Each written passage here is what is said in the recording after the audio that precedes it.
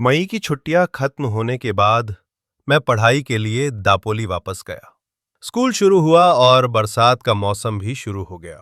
गर्म जमीन को बारिश की बूंदों ने ठंडा करना शुरू किया।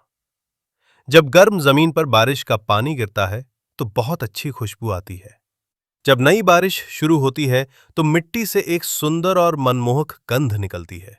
उस समय गंधवती पृथ्वी, खुशबू वाली धरती जैसे शब्दों की याद आती है। फूलों और फलों में जो रस, खुशबू और स्वाद होता है, वो सब धरती के गर्भ से ही आता है। इस बार घर से दापोली आते समय मैंने एक निश्चय किया था। छुट्टियों में घर पर एक दिन मेरा छोटा भाई नया कुर्ता मांगने के लिए जिद कर रहा था।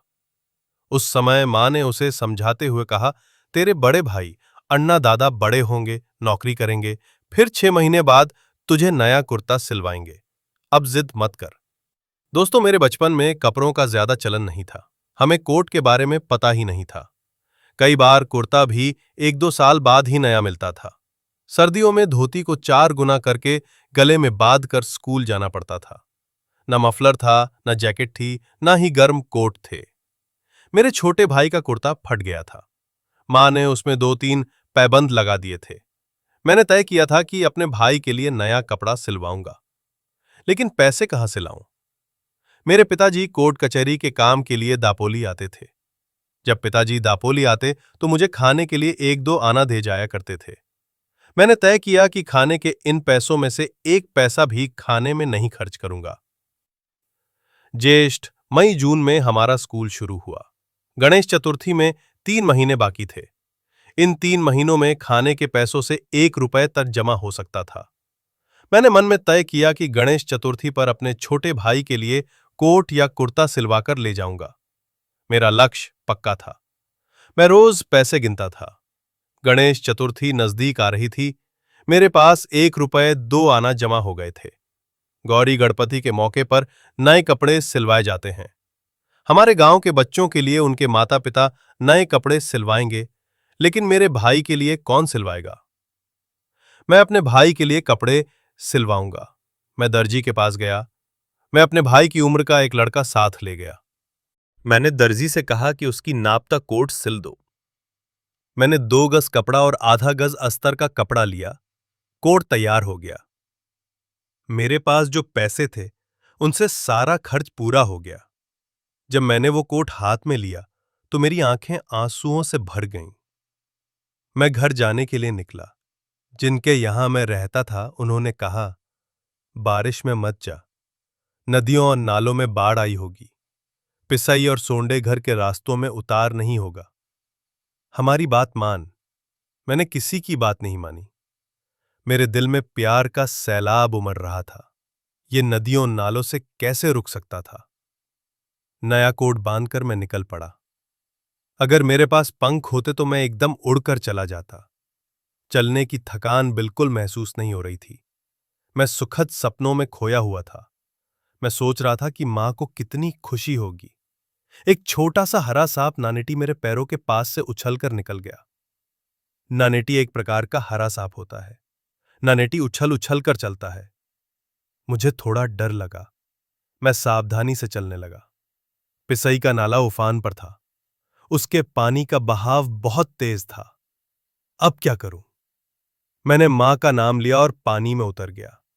मेरे हाथ में एक लाठी थी। पहले लाठी डालकर टटोलना था, फिर पैर रखना था। मैं लगभग बहने वाला था, लेकिन किसी तरह बाहर निकल आया। वो नाला जो दूसरी नदियों नालों से प्यार से मिलने जाता था, वो मुझे कैसे डुबो सकता था? मैं अपने भाई से मिलने जा रहा था। मैं उस नाले जितना ही उत्सुक था। जल्दी जल्दी चल रहा था। उस नाले की तरह मैं भी दिल भरकर प्यार लेकर जा रहा था। रास्ते की बजरी ऊपर आ गई थी। सुई जैसे पत्थर पैरों में चुभ रहे थे, लेकिन मेरा ध्यान उस ओर नहीं था। अंधेरा होने से पहले घर पहुंचने की कोशिश थी, लेकिन रास्ते में ही अंधेरा हो गया। बादल जोर जोर से गरज रहे थे। बिजलियां चमक रही थीं। पानी खलबली की आवाज के साथ बह रहा था। मैं उन 5 तत्वों, पंचमहाभूत के नृत्य के बीच से चल रहा था। आखिरकार मैं घर पहुंच गया। मैं पूरी तरह भीग चुका था। मां, मैंने बाहर से पुकारा। हवा में बहुत ठंड थी। पिताजी संध्या पूजा कर रहे थे और मां ने चूल्हे में कोयले जलने के लिए रखे थे। अन्ना आया मां, अन्ना। छोटे भाई ने दरवाजा खोला। दोनों छोटे भाई मुझसे मिले। इतनी बारिश में शाम तू क्यों आया? पूरी तरह भीग गया ना? मां पूछने लगी। सोंडे घर के नाले में पानी नहीं था क्या? पिताजी ने पूछा। हां, लेकिन मैं किसी तरह आ गया, मैंने कहा। उसी दिन उस नाले में एक औरत बह गई थी, पिताजी बोले। अच्छा, ये कपड़े उतार, गर्म पानी से नहा ले, मां ने कहा। मैं नहाने चला गया। छोटे भाई ने मेरी छोटी सी पोटली खोल दी। छोटे बच्चों की आदत होती है। उन्हें लगता है कि कुछ न कुछ उनके लिए लाया गया होगा। लेकिन मैं अपने भाइयों के लिए क्या लाऊंगा? कौन सा खाना लाऊंगा? कौन सा खिलौना लाऊंगा? कौन सी रंगीन चित्रों की किताब दूंगा? मैं गरीब था, लेकिन मेरे भाई को उस पोटली में कुछ मिला। उसमें एक कोट मिला, नया कोट। वो कोट नहीं था, वो मेरा दिल था, वो प्यार था, वो मां की सीख थी जो फलदायी हो गई थी। अन्ना, ये छोटा सा कोट किसका है? ये नया कोट किसके लिए है? छोटा भाई कोट लेकर मेरे पास आकर पूछने लगा। बात बाद में बताऊंगा, इसे लेकर घर में जा, मैंने कहा। मां, ये देखो कोट, ये अन्ना के नाप का नहीं है, ये मेरे लिए लाया है ना, मां? छोटा भाई मां से पूछने लगा। मां ने मुझे सूखी धोती दी। मैं चूल्हे के पास बैठकर तापने लगा। मां बोली, श्याम, ये कोट किसका है? क्या मोरू जोशी के लिए देना है? कपड़े वाले मुखिया ने भेजा होगा? पिताजी बोले। नहीं, ये मैंने पुरुषोत्तम छोटे भाई के लिए सिलवाया है, मैंने कहा। पैसे कहां से आए? किसी से कर्ज लिया या फीस के पैसे खर्च किए? पिताजी ने पूछा। किसी के पैसे तो नहीं छुए ना? मां ने चिंतित स्वर में पूछा। मां, मैंने न कर्ज लिया, न चोरी की, न ही फीस के पैसे खर्च किए, मैंने कहा। तो क्या उधार लेकर ये कोट सिलवाया श्याम? पिताजी ने पूछा। पिताजी, आप मुझे खाने के लिए 1-2 आना देते थे, मैंने वही पैसे जमा किए। पिछले 2-3 महीनों के सारे पैसे मैंने जमा किए और उनसे ये कोट सिलवाया।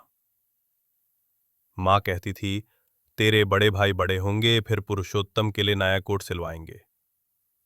मैंने मन में ठान लिया था कि इस बार अपने भाई के लिए नया कोट लेकर आऊंगा। पुरुषोत्तम, देख ये कोट तुझे फिट होता है कि नहीं, मैंने कहा। अन्ना, देखो ये कितना अच्छा है और इसमें अंदर की जेब भी है, अब मेरी पेंसिल नहीं खोएगी।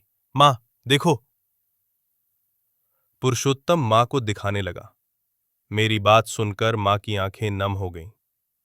मां बोली, श्याम, तू उम्र में बड़ा नहीं है, पैसे में बड़ा नहीं है, पढ़ाई में बड़ा नहीं है, लेकिन दिल से तू आज ही बड़ा हो गया है।